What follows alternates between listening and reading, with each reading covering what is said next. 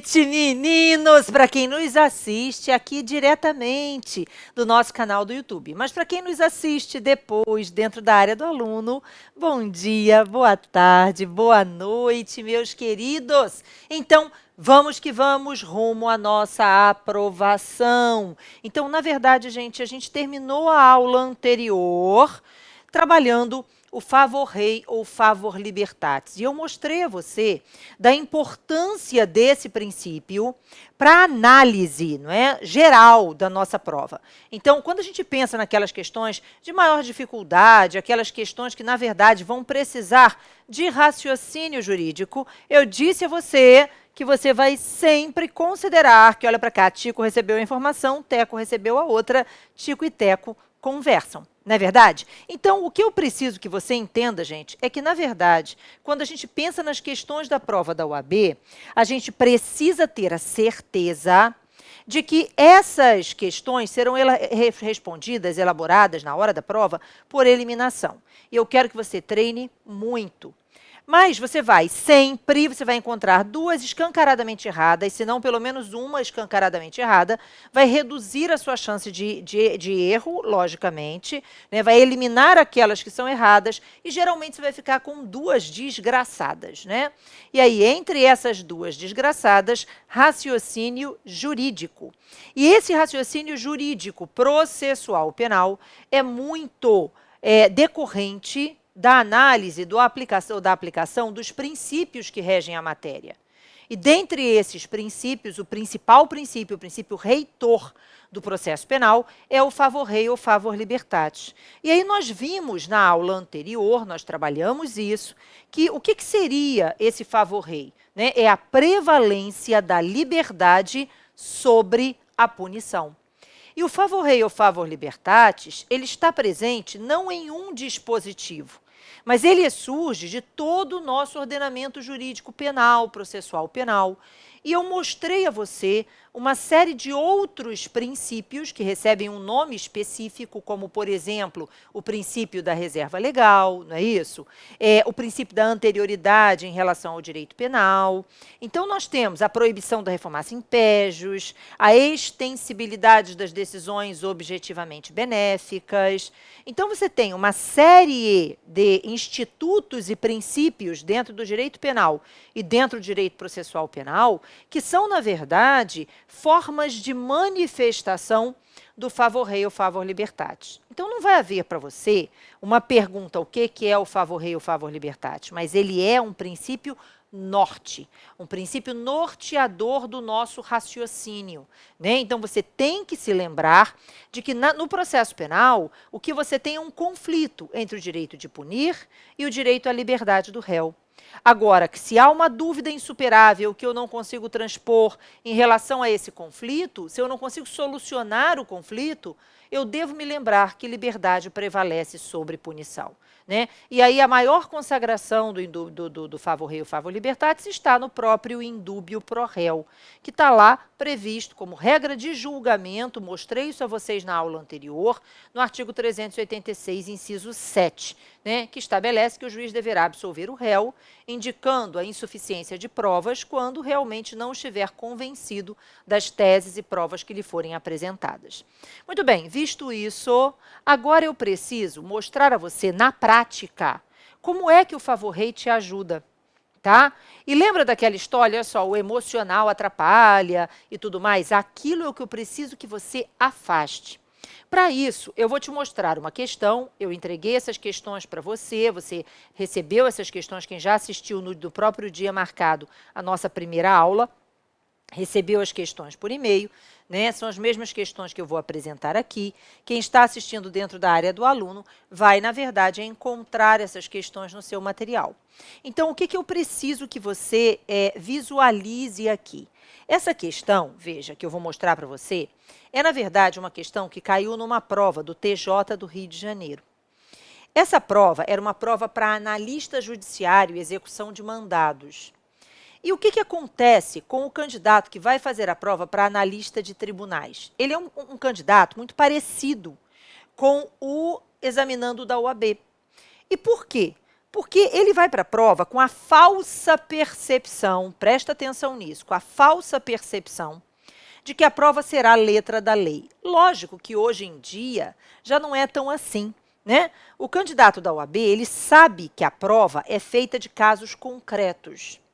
Mas, muitas vezes, ele acha que lendo a lei é suficiente. Ah, não, eu vou ler aqui o Código de Processo Penal, eu vou ler aqui... Olha só, nem sempre isso é suficiente. Eu vou ler as súmulas. Não, eu preciso que você entenda como essa matéria funciona. Na aula passada, eu bati muito nessa tecla de que não adianta decorar, eu preciso que você entenda a matéria. Processo penal, ela tem uma matéria que tem uma grande vantagem. Que vantagem é essa? É uma matéria quase que instintiva, desde que você saiba como raciocinar essa matéria, ok? Então, eu quero que você preste atenção, porque eu vou mostrar para você o que aconteceu com aquele candidato da prova lá de técnico de analista judiciário, e que provavelmente aconteceria com o candidato da OAB.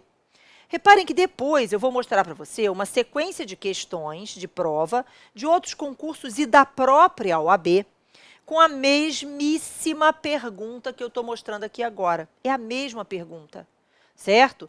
E vou te mostrar que em todos os casos, se você estivesse raciocinando da forma adequada, você teria respondido a questão, ainda que você não soubesse a matéria. Ok? Basta que você tenha como norte a ideia de que, veja, o sistema processual penal é regido pelo favor rei ou favor libertatis.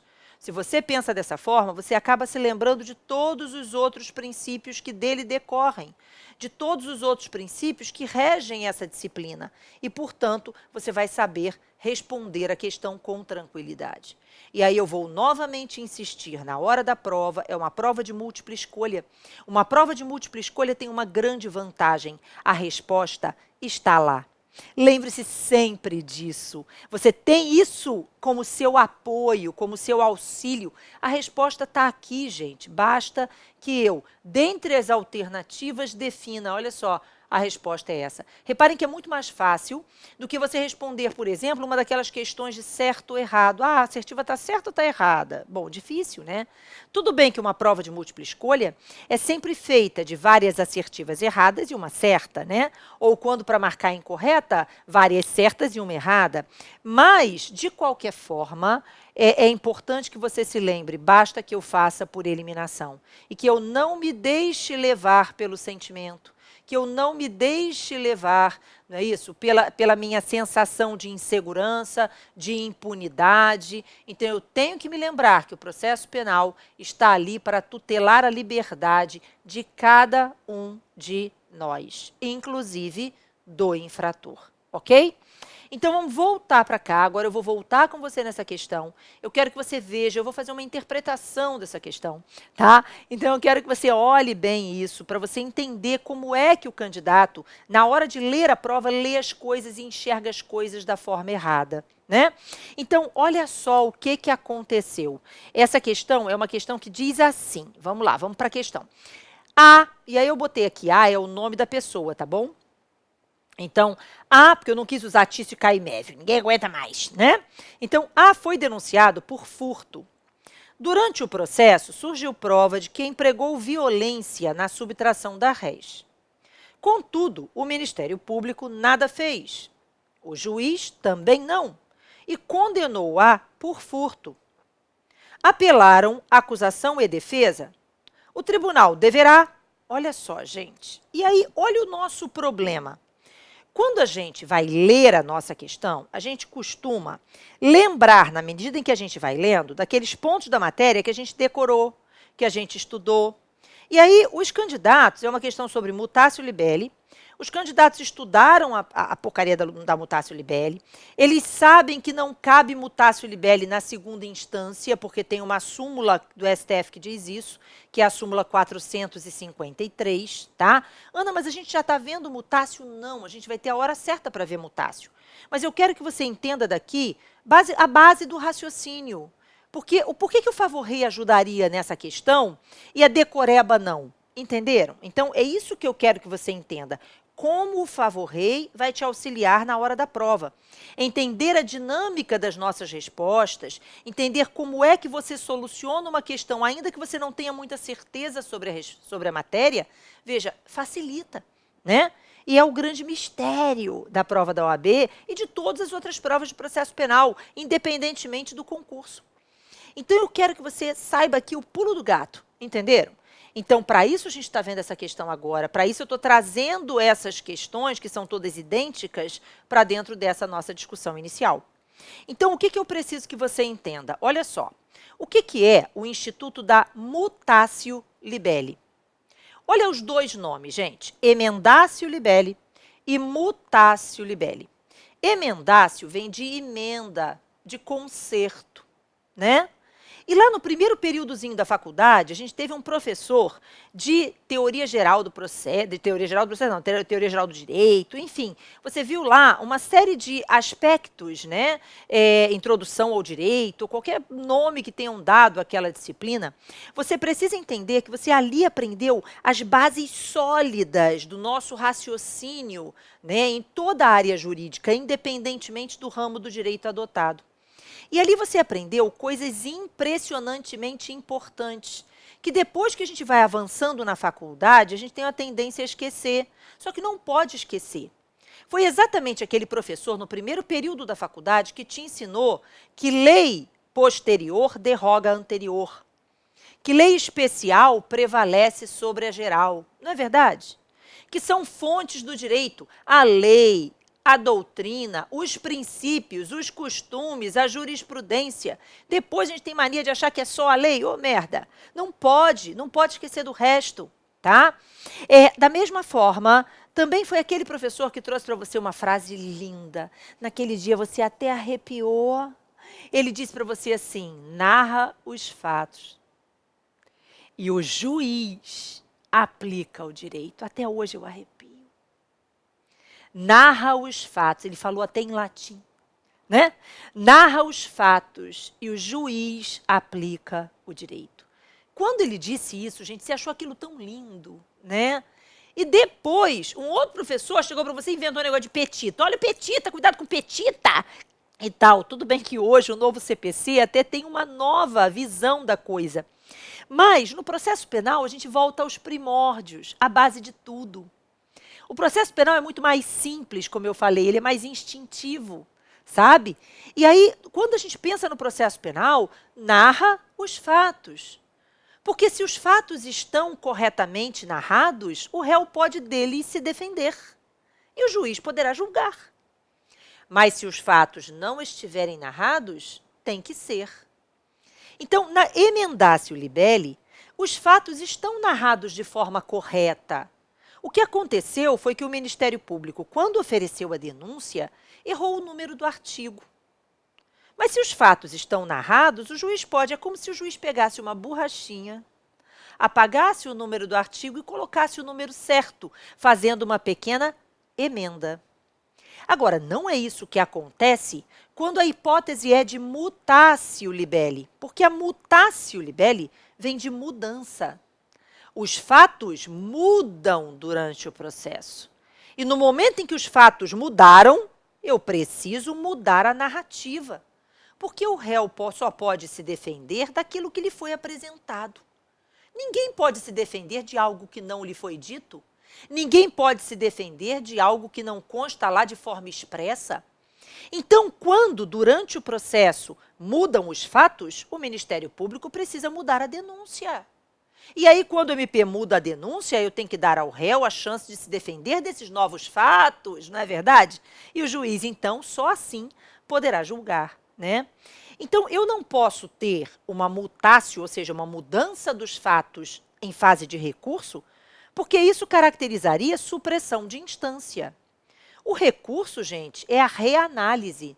Eu não posso reanalisar o que nunca foi analisado. Você não concorda comigo?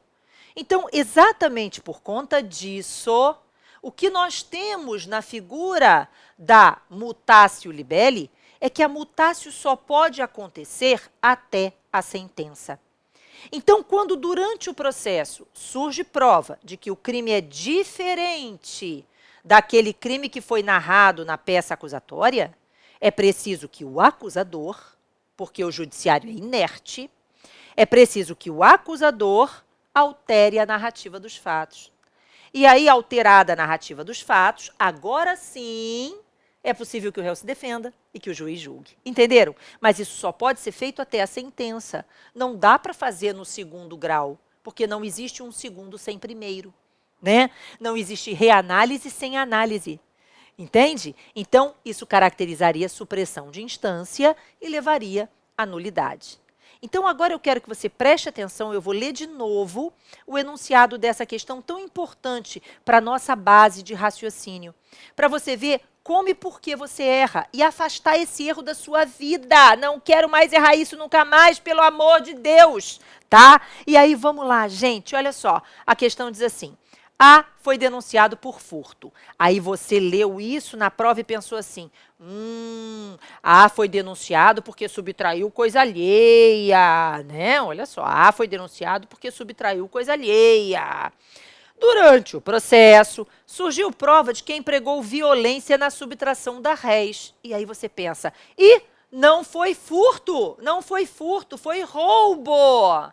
Então ele não praticou furto, ele praticou roubo. Peraí. Então, nesse caso, você aprendeu. O MP tem que editar a denúncia. O certo é o MP, artigo 384 do CPP, estabelece que se durante o processo surge prova de que o fato é outro, o MP tem que alterar a denúncia para fazer ali constar os novos fatos, né? Para que só então o réu se defenda. Beleza. Só que a questão falou assim, o MP nada fez. Como assim, gente? O MP nada fez? O promotor, na hora que surgiu a prova de que o fato é outro, tinha que ter editado. Mas o MP não fez nada. E aí, no momento que o MP não fez nada, o que o juiz deveria ter feito? Você estudou isso. Ah, Ana, eu não estudei ainda. Então, eu estou te dizendo que você vai estudar. Vai estudar, calma. Agora eu estou usando uma dinâmica aqui para você entender como é que isso te ajudaria, como é que o favor-rei ajuda. Então, veja, o juiz, quando o MP nada faz, o juiz, que é fiscal do princípio da obrigatoriedade, deve remeter os autos ao Procurador-Geral de Justiça, é o que diz o parágrafo 1º do artigo 384, você estudou aquilo? Na hora da prova, tu vai ter estudado. E aí, veja, o artigo 384 diz que o juiz, então, se o promotor não aditar, o juiz remete ao Procurador-Geral de Justiça. Mas o juiz, disse a nossa questão, também não fez nada e condenou-a por furto. Peraí, gente, peraí, ele não praticou furto. Durante o processo, surgiu provas que o crime é outro. Cuidado, roubo não é a junção de dois crimes. Tá certo que roubo é um crime complexo. Mas eu não posso pegar o crime de roubo e dividir em dois processos. Não posso. Roubo é um crime onde você possui duas circunstâncias elementares. A subtração ocorreu mediante violência ou grave ameaça. Peraí, eu não posso dissociar, eu não posso botar a subtração num processo e a grave ameaça em outro. Entendeu? Não. No nosso exemplo, quando surgiu a prova de que era roubo, o MP tinha que ter aditado. Ele não fez isso? O juiz aplicava o 28 e remetia para o procurador-geral. O juiz também não fez? Então o juiz tem que absolver esse réu. Porque ele não pode ser condenado por um crime que ele não praticou. Entenderam? O grande problema é que você leu isso aqui e pensou assim, o juiz não fez nada. Pô, como não? Tinha que ter feito. E condenou o réu por furto. Pô, o réu não pode ser condenado pelo crime errado. Você pensou certo. Você fez tudo certo, pensou certo, tudo direito. Mas aí vem a questão. Apelaram a acusação e defesa. E aí lembra que eu te mostrei que quando a acusação apela, a situação do réu pode ser piorada. A proibição da reformácia in pejus, ela só existe quando só o réu recorre da decisão. Então, se a acusação recorreu, a situação do réu poderia ser piorada. Mas, apesar da situação do réu poder ser piorada, ele não pode ser condenado no segundo grau por um crime do qual ele não se defendeu. Eu não posso mudar a historinha em recurso. Eu tenho que mudar antes da sentença. Entenderam?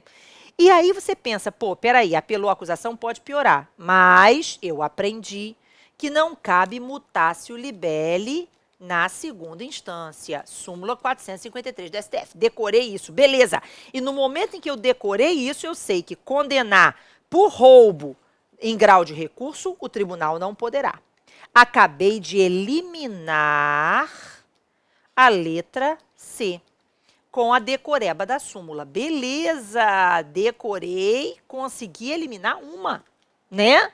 Mas será que eu tinha entendido mesmo essa matéria? Porque aí eu eliminei uma, mas olha para cá, eu ainda tenho outras duas para decidir. E aí, gente, olha o que acontece. A pessoa que faz a prova, ela sabe do seu ponto fraco. E qual é o seu ponto fraco? O seu ponto fraco é: eu sou emocionalmente frágil. E aí, eu também sou vítima de crime, eu me sinto inseguro, e aí a pressão da mídia em prol da punição é grande, né? E aí, como é que eu vou me virar? Então, o que acontece? Você pega e começa a ler. Vamos ver as outras. Eliminei a letra C. Beleza. Vamos ver as outras? E aí, tá lá. Letra A. Olha só. Então, A foi denunciado por furto. Durante o processo, surgiu prova de que empregou violência na subtração da res. Portanto, não foi furto, foi roubo. Contudo, o Ministério Público não fez nada. Devia ter feito, não fez. O juiz também não fez, também devia ter feito, não fez. Condenou A por furto. Peraí, o réu foi condenado pelo crime errado. Apelaram acusação e defesa. O tribunal deverá, letra A, manter a condenação por furto, pois, afinal, A subtraiu coisa alheia. Peraí. No primeiro momento, você pensa assim: manter a condenação por furto. É o que você pensa. Manter a condenação por furto. Nessa hora, gente, você pensa assim: não, tá errado. Eu não posso manter a condenação por furto porque ele não praticou furto. Eu não vou condenar o cara pelo crime diferente do que ele fez. Né? Eu não posso condenar pelo roubo, mas também não posso manter a condenação por furto.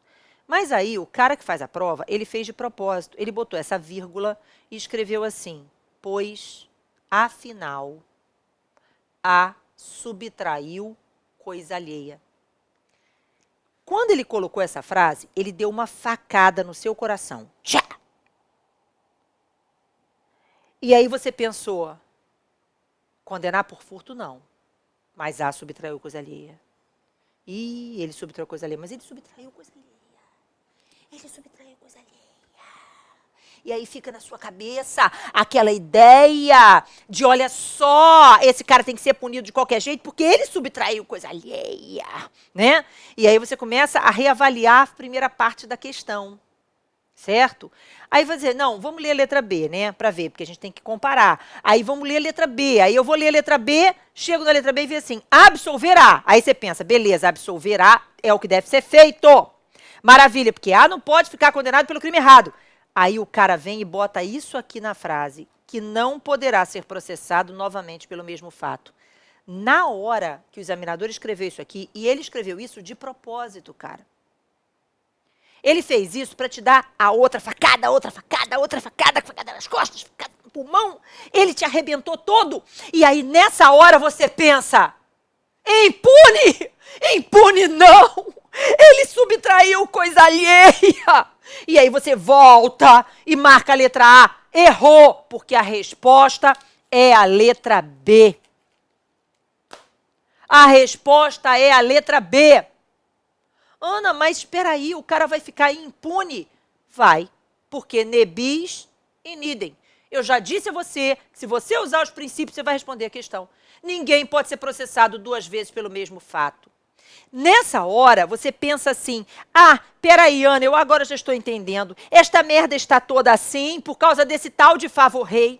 O culpado é o favor-rei. Por isso que tem impunidade. Por isso que tem não sei o quê.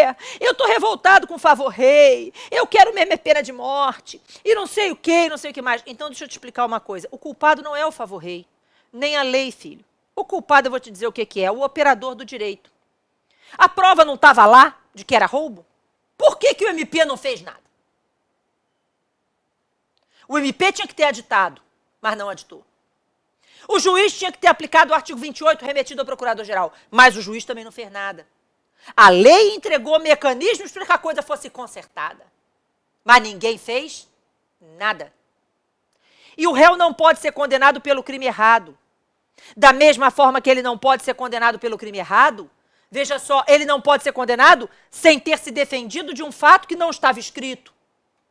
Então ele tem que ser absolvido. Ah, mas ele não pode ser processado de novo? Não, porque ele já foi processado por esse fato? Já. Para de achar que ne bis in idem é ninguém pode ser processado 2 vezes pelo mesmo crime. Uma pessoa pode ser condenada 100 vezes pelo 155, gente. O que ela não pode é ser condenada várias vezes pelo mesmo fato. Naquele dia, naquele horário, naquele local, esse indivíduo subtraiu daquela vítima aquela réis. Esse fato histórico daquele dia, horário, lugar, vítima e tal, já foi objeto de processo? Já. Então não pode ser de novo. O judiciário fez merda, o Ministério Público fez merda, o operador do direito não fez o que devia, e o erro judiciário, você aprendeu isso também, porque está na Constituição. Quem leva para casa somos nós. Então, veja, está tudo errado nesse processo? Tá? Não tem como dizer que não esteja. Gera revolta? Gera, mas o que eu preciso é que o operador do direito faça a coisa da forma certa. Se eu fosse o réu, soubesse o que fiz, sei que mereço ser punido, desde que os meus direitos sejam garantidos. Favor rei ou favor libertatis. E na hora passa um filme na sua cabeça de todos os princípios. E aí você vai acertar lindamente a questão. Se você se lembrasse do favor rei, você não teria deixado o emocional, a vontade de punição, persistir e te levar ao erro da questão. A letra B é a resposta. O réu vai ser absolvido e nunca mais poderá ser processado por este fato. Ficou claro? Entendido, gente? Então, a letra B, muita gente fica revoltado, fica insatisfeito com essa hipótese, mas eu vou te contar uma outra história. Repare, gente, muitos anos atrás, antes do Código ter sido reformado, o Código de Processo Penal, ele dizia no artigo 384 que o Ministério Público só tinha que editar a denúncia se o crime fosse mais grave. Mas o Código era de 1941. E olha, peraí, em 1941 não existia Constituição com ampla defesa, com contraditório. Depois da Constituição Federal, resguardando ampla defesa e contraditório, se passou a ter o entendimento doutrinário e jurisprudencial de que, olha para cá, o réu não pode ser condenado sem se defender. Entenderam? E aí o que aconteceu? Olha só, aqui no estado do Rio de Janeiro, houve a queda do edifício Palace 2. E aí, a queda do edifício Palace 2, que aconteceu, foi lá no Barra da Tijuca, né? Aconteceu porque o engenheiro da obra, ele sugeriu comprar um material de menor qualidade, menor preço, para obter menor preço. E aí, então, veja, isso acabou acarretando o desabamento do edifício Palace 2, que deixou várias vítimas e tudo mais. Bom, naquele caso, foi oferecida uma denúncia contra o engenheiro e os 2 empresários da obra. Um deles era o Sérgio Naia, que não era o engenheiro da obra, ele era o empresário, né? Por desabamento doloso.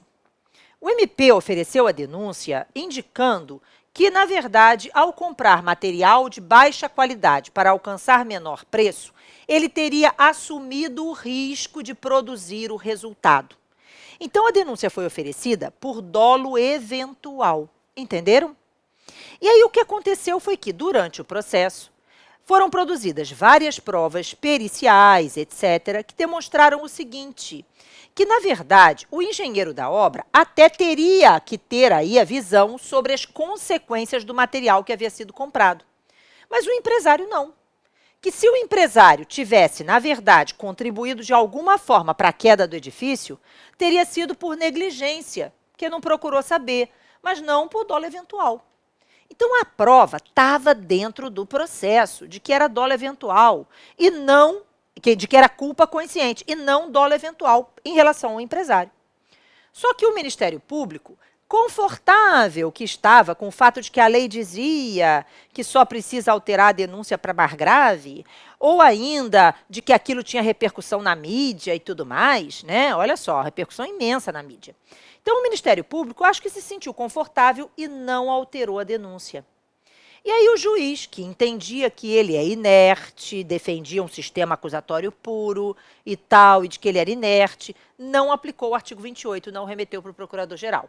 O MP não aditou, o juiz não aplicou o artigo 28 e o juiz absolveu o Sérgio Naia, gente. Aí o Ministério Público fez o quê? Recorreu da decisão, querendo aplicar mutatio libelli em grau de recurso. Não pode. A súmula 453 do STF veda isso. Mas, veja só, embora a súmula 453 do STF vede, o TJ aqui do Rio de Janeiro acabou, você não vai acreditar, condenando Sérgio Naia 2-1 no culposo. Ou seja, fez mudança dos fatos em grau de recurso, supressão de instância, o que gera nulidade. Mas tinha um voto vencido, entendendo que não podia fazer isso, que estava certo o voto vencido, né? E aí o réu entrou com embargos infringentes de nulidade. E aí tem um voto, gente, lindo, de uma desembargadora, chamava Elizabeth Gregory. E a Elizabeth Gregory diz assim no voto dela, olha só, que Ministério Público, é assim mesmo, ela bota um recado no voto, no final do voto, sabe? Ministério Público, quem se defendeu de assumir o risco de produzir o resultado, não se defendeu de negligência, imperícia e imprudência. Não se defendeu de negligência, imperícia e imprudência. A prova estava lá, disse Elizabeth Gregory, mas o Ministério Público nada fez. Sérgio Naia não se defendeu. Não me curvarei à mídia. Absolvo Sérgio Naia. E aí a decisão foi unânime no tribunal, 5 desembargadores, e Sérgio Naia foi absolvido e nunca mais pôde ser processado por este fato, né? Então, repare, a importância do Ministério Público aditar a denúncia, alterando os fatos antes da sentença, porque depois não dá para fazer isso. E aí o réu não pode ser condenado pelo crime errado, ele não pode ser condenado por um crime do qual ampla defesa e contraditório não foram aplicados. Entenderam? Certo? Então, o que você tem aqui a resposta é realmente a letra A. Agora, vamos olhar as outras questões. E aí, as outras questões são essas aqui. Essa também é uma questão de tribunal. Olha bem essa questão, quase igual à outra. Bilbo foi denunciado pela prática do crime de furto simples. Durante o processo, gente, isso aqui cai na prova do MP, na prova da magistratura, essa questão é muito batida. É a questão que mais cai de mutatio libelli, né? Então, Bilbo foi denunciado pela prática de furto. Durante o processo, surgem provas que indicam a prática do crime de roubo. Eis que a subtração foi cometida por Bilbo mediante emprego de violência, ok? Entretanto, o Ministério Público nada fez e o juiz condenou Bilbo, olha isso, condenou Bilbo pelo crime indicado na exordial. Apelaram, então condenou o Bilbo pelo crime errado, a mesma situação. Apelaram a acusação e defesa, pleiteando, respectivamente, a condenação de Bilbo pelo roubo, não pode, súmula 453 do STF, e a absolvição por insuficiência de provas. A 9ª Câmara Criminal do Tribunal de Justiça, ao julgar o apelo, deverá, letra A, reformar a decisão para condenar Bilbo pela pena de roubo? Não, não pode. Não pode ser condenado no 2º grau porque não se defendeu do primeiro. Negar provimento aos apelos, mantendo a condenação pelo crime de furto, já que Bilbo subtraiu coisa ali? Não! Ai, meu Deus, a facada nas costas do cara aqui, ó. Não pode. Não se deixe levar pela facada nas costas. Não se deixe. Resista. Tico e teco, pelo amor de Deus. Absolver o acusado pela impossibilidade tanto de se considerar elementar do tipo nova no 2º grau de jurisdição, quanto de se baixar os autos de primeira instância para esse fim. Esse é o gabarito da questão. Ana, mas por que não pode devolver para a primeira instância, para o Ministério Público alterar a denúncia? Porque eu não posso permitir que o Ministério Público se beneficie da própria torpeza. Entendeu? Se eu baixar para a primeira instância, eu estou permitindo que o MP faça o que ele tinha que ter feito antes e não fez a hora certa. Ele estaria se beneficiando da própria torpeza. Por isso que eu não vou poder declarar nulidade. Quando a gente pensa em nulidade, só pode arguir uma nulidade quem deu causa. O MP não pode arguir uma nulidade a que ele deu causa. E se ele não arguir a nulidade, eu não posso prejudicar o réu. Entenderam? O sistema é favor rei ou favor Libertatis, ok? Então, a letra C é o gabarito. Letra D, vamos olhar a letra D. Determinar a abertura de vista ao Procurador-Geral de Justiça com atribuição junto ao Procurador de Justiça junto à Câmara para que ele adite. Não pode aditar na segunda instância, gente. Declarar nulo o processo determinando sua baixa primeira instância para que o promotor faça o que ele não tinha feito na hora certa? Não, ninguém pode ser beneficiado da própria torpeza. Letra C é o gabarito da questão. Mas essa questão é, na verdade, gente, a questão original daquela que eu transformei nessa simplesinha aqui. Ok? Na verdade, é a mesma questão, eu que simplifiquei lá na outra explicação. Agora vamos ver, caiu na prova, quando, gente, surgiu a prova da FGV. Esse é o primeiro exame da FGV, viu? É o segundo exame unificado, porque a FGV assumiu aqui. Mas, veja só, é o primeiro da FGV. Antes, o primeiro exame unificado tinha sido o CESP. Então, olha só, essa questão, quando apareceu, e eu sempre dei essa explicação com aquela questão do Bilbo. Sempre expliquei assim. E aí todo mundo dizia, quando a FGV assumiu a banca, todo mundo falava assim, não, a prova é letra da lei, a prova é letra da lei, a prova é letra da lei. Ó, letra da lei, coisa nenhuma.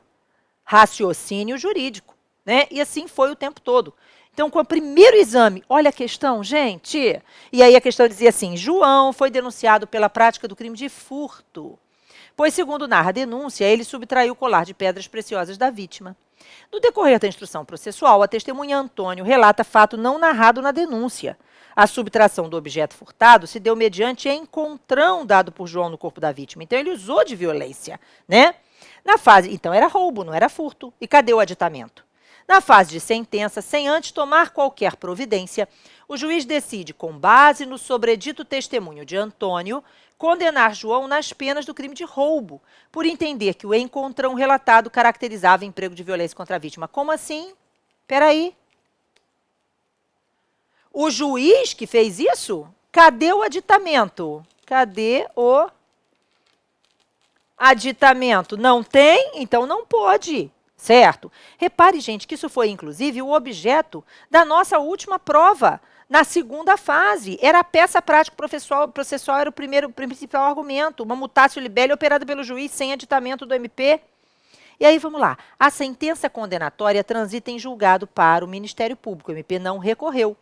O tribunal, ao julgar o apelo de João com fundamento exclusivo na insuficiência de prova, deve anular a sentença? Não. Manter a condenação pela prática de roubo? Não, pelo amor de Deus. Abrir vista o MP para aditamento? Não, não dá mais tempo, já tem sentença. Absolver o acusado. Letra D de dado era o gabarito dessa lindíssima questão. Ficou claro, gente? E agora, olha só, no 14º exame, de novo a questão. Olha bem, a mesma questão. O Wilson está sendo regularmente processado pela prática do crime de furto. Durante a instrução criminal, entretanto, as testemunhas foram uníssonas ao afirmar que, para a subtração, o Wilson utilizou-se de grave ameaça exercida por meio de uma faca. Apesar do caso narrado, assinale a correta. Letra A. A hipótese é de emendácio libelli? Não, a hipótese é de mutácio. Durante o processo, os fatos mudam, né? Não haverá necessidade de aditamento da inicial acusatória? Não, gente, tem que aditar, o MP tem que aditar. C, a hipótese de mutatio libelli, perfeito, e nos termos da lei, o Ministério Público deverá fazer o aditamento. Maravilha, letra C de novo. E letra D, caso o magistrado entenda que deva ocorrer o aditamento da inicial, se o promotor de justiça recusar-se a fazê-lo, o juiz estará obrigado a absolver o réu da imputação atribuída? Não, gente, olha para cá. Se o promotor de justiça se recusar a fazer, o juiz aplica o artigo 28 do CPP, na forma do que estabelece o 384, parágrafo 1º. O juiz só tem que absolver, gente, se o Ministério Público como um todo se recusar a aditar. Tipo, o promotor não aditou, ele remeteu ao procurador-geral, que também não aditou. Aí, nesse caso, ele vai ter que absolver, porque ele não vai condenar o cara pelo crime errado, ele acha que o crime é outro, né? Então, ele vai ter que absolver. Beleza? Ai, que lindo! E se você tiver dúvida, você vai mandar para mim, tá? Não se esqueça. Ou pode anotar aqui embaixo no vídeo, enfim. Mas manda para mim, manda por e-mail, né? Então, a gente já sabe lá qual é o e-mail. Então, quem está assistindo agora, ainda não está na área do aluno, nem o curso ainda não lançou. Então, olha, OAB, penal com elas, @gmail.com. Manda dúvida para mim, que eu respondo lindamente e feliz para você. Tá bom? Entendido, gente? Então, com isso, a gente mata essas questões, que são questões importantes relacionadas à matéria. E aí, quando a gente pensa, gente, em processo penal, novamente, as questões de processo penal serão, em maioria, digamos assim, acho que mais do que 60% da prova, as questões são respondidas por princípios e garantias processuais penais. É certo que se eu fosse estipular dentro do nosso raio-x, e nós vamos ter um raio-x depois na área do aluno, para te mostrar o que mais cai, o que mais cai é recurso. Mas mesmo dentro de recursos, veja, quando você olha as questões, elas muitas vezes estão associadas a princípios. Os princípios não aparecem sozinhos. Eles aparecem relacionados a outros pontos da matéria, como aconteceu aqui. Uma questão relativa a mutatio libelli é uma questão que envolve o princípio da inércia, a correlação entre acusação e sentença, ampla defesa, contraditório, favor rei. Né? Então, você tem vários princípios atrelados. Então, a matéria de processo penal é uma matéria cíclica. A gente vai, mas volta para princípios, vai, mas volta para princípios, vai e volta para princípios. O princípio está sempre rondando a nossa matéria, entenderam? Então, é por isso que eu preciso trabalhar com você os princípios processuais penais. E aí, quando a gente pensa nesses princípios, a gente tem que lembrar que o primeiro grande princípio dentro do processo penal é o favor rei, já eliminamos aqui, né? Com ele, o indúbio pro réu, tudo bem. Mas a gente vai ter que trabalhar também a ideia de que o nosso sistema processual penal, após a Constituição de 88, que foi consagrado pelo artigo 129, inciso 1º, é um sistema acusatório. Isso significa dizer que juízes não podem instaurar processos de ofício, né? Isso significa dizer que, na verdade, o juiz deve ser provocado por um órgão de acusação. E aí, veja, sistemas processuais penais é um tema que cai na nossa prova? Nunca houve uma questão expressa ou direta a respeito de sistemas processuais penais. Nunca houve. Mas, veja, aquela noção básica sobre as principais características dos sistemas processuais, ela precisa ser vista por nós. E por que ela precisa ser vista? Porque pode aparecer uma questão na prova envolvendo essa discussão, ok? E aí, quando a gente pensa nos sistemas processuais penais, nós temos que nos lembrar que nós estamos, na verdade, trabalhando a evolução da humanidade no tocante ao processo penal. Isso muito se confunde com a própria história humana, né? A ideia da Inquisição, etc. Tudo isso está ali girando em torno, né? Então, quando a gente pensa nos sistemas processuais penais que existiram ao longo da evolução da sociedade humana, nós conseguimos definir, né, basicamente, 4 sistemas processuais penais marcantes. Só que a gente tem que lembrar que existe um período de transição entre cada um deles, né? Então, existe, por exemplo, um momento em que a sociedade já estava evoluindo do sistema acusatório privado para o inquisitório, mas ainda tinha características do acusatório privado, ainda não tinha todas as características do inquisitório. Depois do inquisitório para o acusatório, né? E tudo mais. Então, tem períodos de transição, certo? Em que algumas características do sistema antigo ainda são empregadas. Mas a gente consegue definir claramente 4 sistemas processuais. O sistema acusatório, chamado de acusatório privado, que normalmente a doutrina se refere a ele dizendo assim, no sistema acusatório privado, o processo era coisa de partes. Ok? Depois eu vou mostrar o porquê. Nós temos o sistema inquisitivo ou inquisitório, o sistema acusatório, que é o sistema adotado no nosso ordenamento jurídico. Então, o processo penal brasileiro adota, já vamos anotar logo isso aí, um sistema acusatório. Ok? Ana, mas eu sempre ouvi dizer que o nosso sistema era um sistema acusatório misto. Não. Cuidado, porque realmente alguns autores falam assim, o processo penal brasileiro adota um acusatório misto. Mas quando eles falam isso, eles não estão se referindo ao sistema misto ou francês. Então, a gente tem que tomar cuidado com o que a gente chama de manga. Eu vou falar toda hora para você assim, cuidado com a manga, tá? Porque tem manga fruta, tem manga de camisa, tem manga do verbo mangar, eu mango, tu mangas, ele manga, né? Que é gozar do outro, entendeu? Tem o nome de uma cidade no estado de Minas chamada Manga, tem um jogador de futebol que chama Manga, Manga também é o nome que se dá à cúpula de abajur, luxo, lampião, Manga também é o nome que se dá ao esterco que a vaca deixa quando pasta. E aí eu entrei na sala e falei assim, vou chupar uma manga. Qual é a manga, gente? Lógico que é a manga fruta, né? Pelo amor de Deus. Então você tem que pensar naquela expressão dentro de um contexto. Cuidado, interprete o texto. Tá?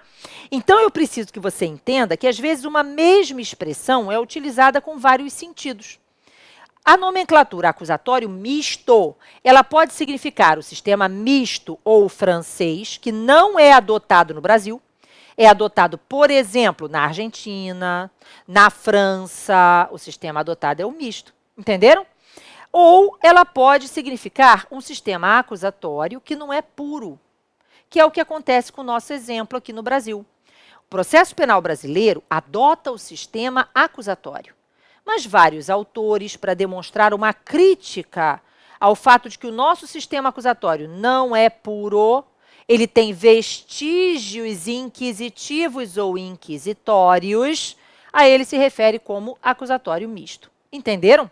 Então, cuidado com essa nomenclatura, ela é perigosa na hora da prova.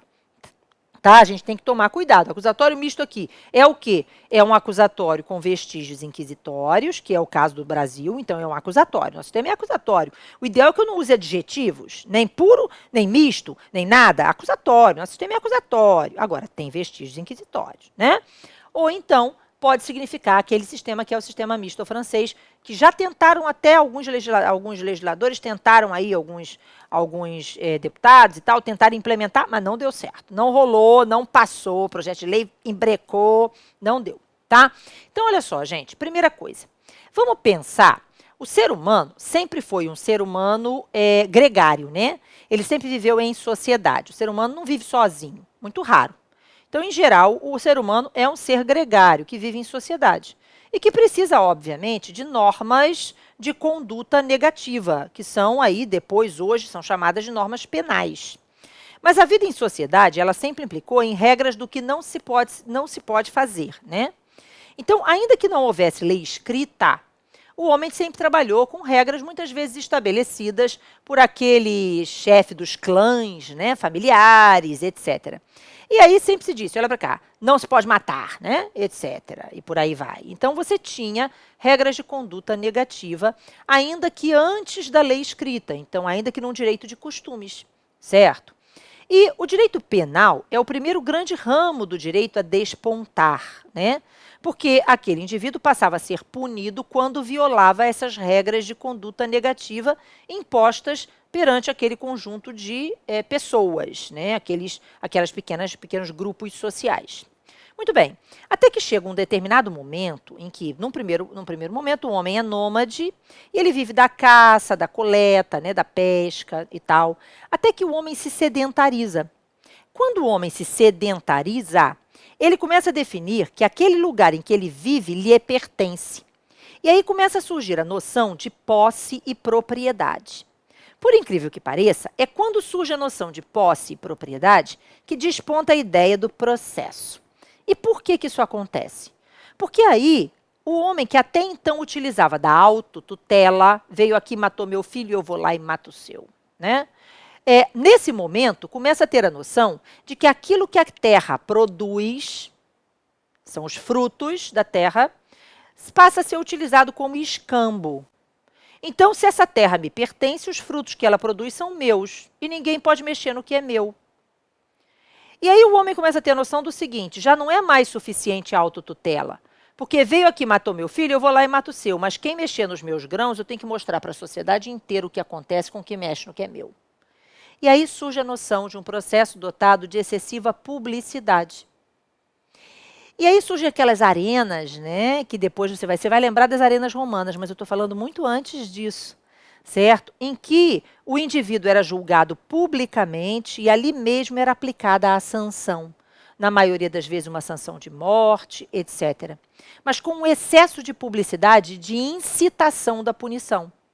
Bom, então surge aqui a ideia de um primeiro modelo de processo penal, que era o sistema acusatório privado. Só que no sistema acusatório privado, era a própria vítima sempre que teria que provocar o processo. Então, aquele que era escolhido como juiz, ou o conjunto de pessoas escolhidas como juízes, normalmente as pessoas mais antigas daquela tribo, etc. e tal, veja, essas pessoas, elas, na verdade, julgavam com íntima convicção, sem precisar explicar os motivos pelos quais decidia por condenar ou absolver. O processo se dava numa audiência única, dotada de total oralidade, até porque o homem não conhecia a escrita.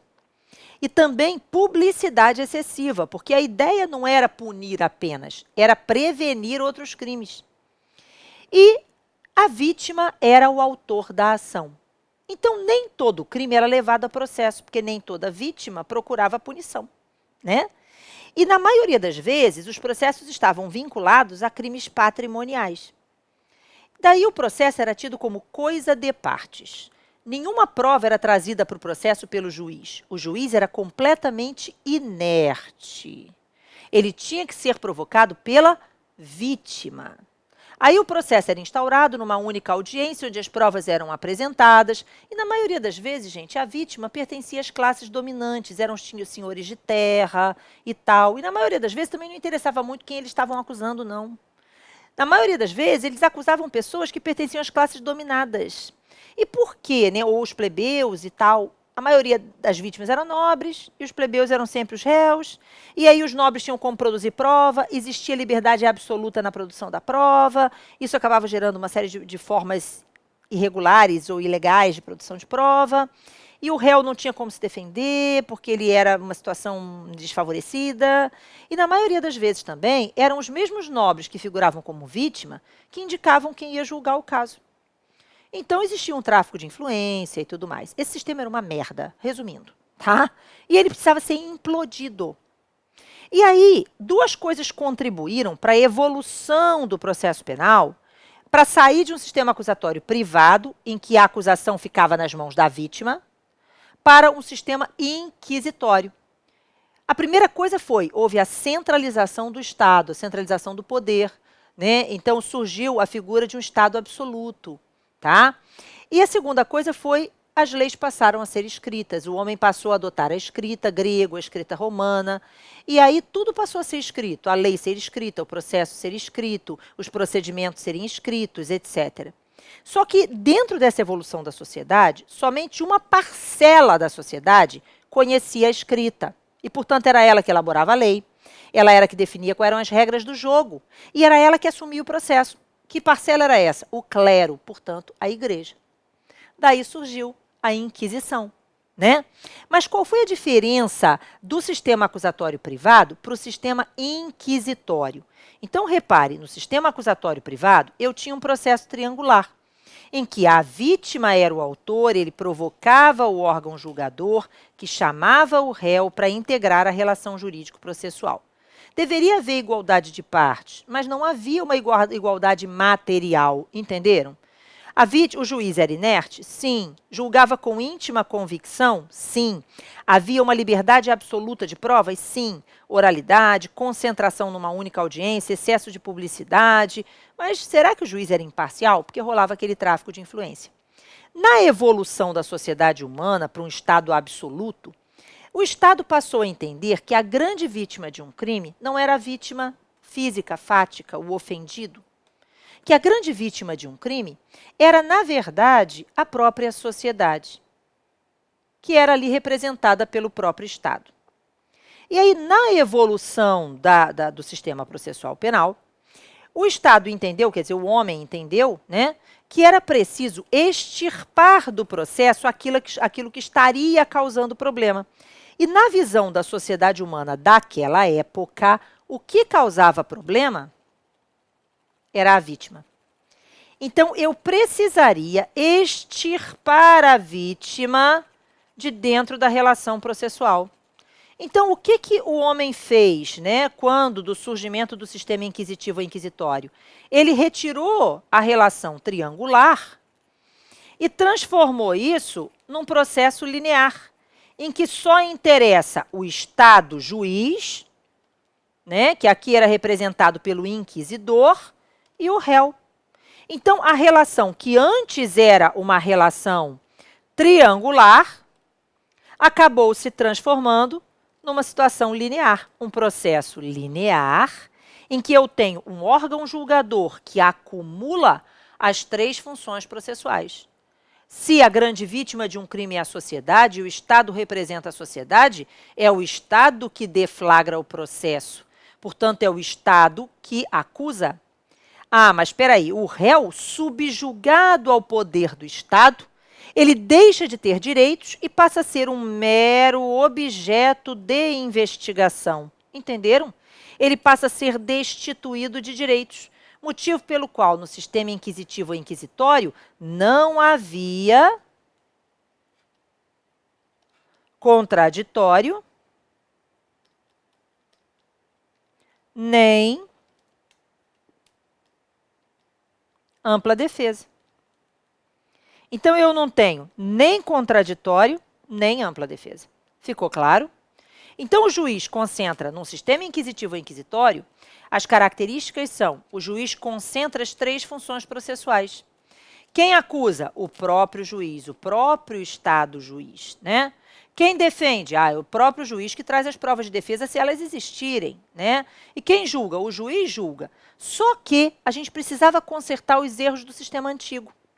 E um dos erros que contribuía para aquele problema do tráfico de influência era o juiz poder julgar com o que ele entendia. E aí, como as leis passaram a ser escritas, tudo passou a ser escrito, o homem pegou e falou assim, vamos criar regras de julgamento na própria lei. E aí, criaram provas, a lei passou a estipular que provas poderiam ser produzidas e quanto cada uma dessas provas valeria para o julgamento. E aí surgem provas absolutas, provas relativas e provas indiciárias. E o juiz deixa de poder julgar com o que ele pensa e passa a ter que julgar de acordo com o sistema da prova legal e tarifada. O que é a prova legal e tarifada? A lei define que prova prova o quê e quanto vale cada prova no julgamento. Então, era quase que um cálculo matemático. Tantas provas absolutas com quantas provas relativas, não sei o que, condena. Tantas provas, condena. Tantas provas, não sei o que, condena. Né? Mas, preste atenção nisso. Atenção, importante, tá? Dentro dessa ideia, e o juiz poderia e tentar alcançar essas provas que a lei autorizava de qualquer forma, daí o juiz é que agia correndo atrás das provas, e isso é o que a gente chama de verdade real, o juiz corre atrás da verdade real, ele vai correr atrás da prova e trazer a prova para dentro do processo. Veja, um processo completamente escrito e sigiloso, ao contrário do sistema anterior, que era um excesso de publicidade, aqui botou tudo em sigilo, tudo era escrito. E o juiz tinha que julgar de acordo com a prova legal e tarifada e tinha uma prova que valia mais que todas as outras. Essa prova era a confissão. Entenderam? Então, a confissão era uma prova que valia mais que todas as outras provas. Ela era considerada a rainha das provas. Então, podia existir, gente, 500 trilhões de provas a favor do réu. Se ele confessasse, ele era condenado. A lei determinava isso. E o juiz não podia entender diferente. Entenderam? O inquisidor não podia entender diferente. Uma boa forma de você aprender sobre o sistema inquisitivo e inquisitório é assistir o filme O Nome da Rosa. Vale a pena, viu? E aí, veja só, o que a gente tem aqui? Depois que você assistiu O Nome da Rosa, você não vai esquecer nunca mais. E aí você não vai errar a questão de sistema inquisitório se ela aparecer. Nunca apareceu, mas pode aparecer, né? E a gente precisa entender determinadas dinâmicas dentro do processo penal para afastar, pô, isso aqui é um vestígio inquisitivo ou inquisitório, isso pode aparecer, tá? E aí o que acontece? Na prova legal e tarifada, a confissão era considerada a rainha das provas. E ela podia ser obtida por qualquer meio, inclusive a tortura. O auge da Inquisição aparece quando a gente chega nos juízos de Deus. O que era isso? Né? É quando a lei diz assim, joga o cara dentro da água, joga o cara com a pedra amarrada no rio. Se ele afundar, foi ele. Se não afundar, não foi. Bota na fogueira. Se queimar, foi ele. Se não queimar, não foi. Fura o olho. Se ficar cego, foi ele. Se não ficar... Entendeu? São os juízos de Deus. É o auge da Inquisição. Mas isso não podia continuar. Tava uma merda isso aí. Né? Foi o auge, a gente viu o que aconteceu na Inquisição. Poder demais nas mãos de só, poder demais na mão da igreja, com o processo penal como instrumento. E aí era preciso mudar isso. Aí veio a época das luzes, o iluminismo. E aí Montesquieu, Rousseau, Foucault começaram a sustentar, né, primeiro, Montesquieu com a tripartição de funções do Estado, né, o Estado que administra não pode ser o Estado que legisla, que não pode ser o Estado que julga. Tá? Da mesma forma, Foucault, Rousseau, recriminando as penas cruéis, a tortura como meio de obtenção de prova e tal. E aí surge, nessa época das luzes, um sistema acusatório. A gente volta ao sistema anterior, só que agora com uma nova visão do sistema acusatório. Um acusatório moderno, um acusatório público. Eu não vou devolver a acusação na mão da vítima, embora aqui no Brasil a gente saiba que, como um critério de exceção, existe a figura da ação penal privada. Mas a ação penal privada é exceção. A regra é a ação penal pública, porque o direito de punir é do Estado. Entenderam? Então, cabe ao Estado iniciar a busca pela punição. Só que não pode ser o juiz, porque o juiz tem que ser inerte. A inércia é importante para garantir a sua imparcialidade. Então, eu preciso de um órgão de acusação que seja o Estado, mas que não se confunda com o Estado juiz, é o Estado sociedade. E aí surge a figura do Ministério Público. Surge na França a figura do Ministério Público. E aí o que você tem é o retorno a um processo triangular, onde o órgão de acusação é distinto do órgão julgador, o juiz é inerte e imparcial, é um processo de partes, onde há igualdade de partes, contraditória e ampla defesa. Eu tenho sim liberdade probatória, mas existem exceções, como por exemplo as provas ilícitas, né, que não podem ser admitidas. O juiz vai julgar não mais com a prova legal e tarifada, ele vai julgar de acordo com o seu convencimento. Mas ele vai ter que explicar o porquê. Por isso que existe o livre convencimento motivado ou persuasão racional. O juiz tem que fundamentar a sua decisão. E eu volto a um processo dotado de publicidade, mas não aquela publicidade do show público, né? É uma publicidade de porta de audiência, de sala de audiências de portas abertas. Qualquer um pode consultar o processo, salvo aqueles casos que existe algum segredo de justiça, que é uma hipótese de publicidade restrita, né? Oralidade, concentração dos atos. Nosso sistema processual é este, com estas características, ok? Não se esqueça disso. Ficou claro? Agora, o que é um sistema acusatório misto, para a gente terminar essa aula de hoje, né? O que é um sistema acusatório misto ou sistema francês? No sistema acusatório misto, que não é o nosso, no Brasil, é este o sistema que a gente adota, um sistema acusatório, ok? Mas no sistema misto, ou sistema francês, o processo é dividido em duas fases. Ana, o processo, mas e o inquérito? O inquérito não é processo. O inquérito realmente é um procedimento inquisitório, em que não há ampla defesa nem contraditório. Nós vamos falar sobre ele futuramente. Ele tem algumas características inquisitórias, sim, mas ele não é a mesma coisa que o inquisitório. E mais do que isso, o inquérito policial não é fase do processo. No sistema misto, o processo é dividido em duas etapas. Uma primeira fase inquisitória, chamada juizado de instrução. E aí, no final dessa fase inquisitória, as provas são enviadas para o órgão de acusação, que deflagra a segunda etapa, que é a acusatória. Então, no sistema misto, o que você tem é um processo com duas fases, uma inquisitória e uma acusatória. Nós não adotamos esse sistema. É o sistema da Argentina, é o sistema da França, mas não é o sistema do Brasil. Nós não temos juizado de instrução aqui. Nós temos, sim, um procedimento pré-processual chamado inquérito, mas ele é dispensável. O MP não precisa de um inquérito para oferecer a denúncia.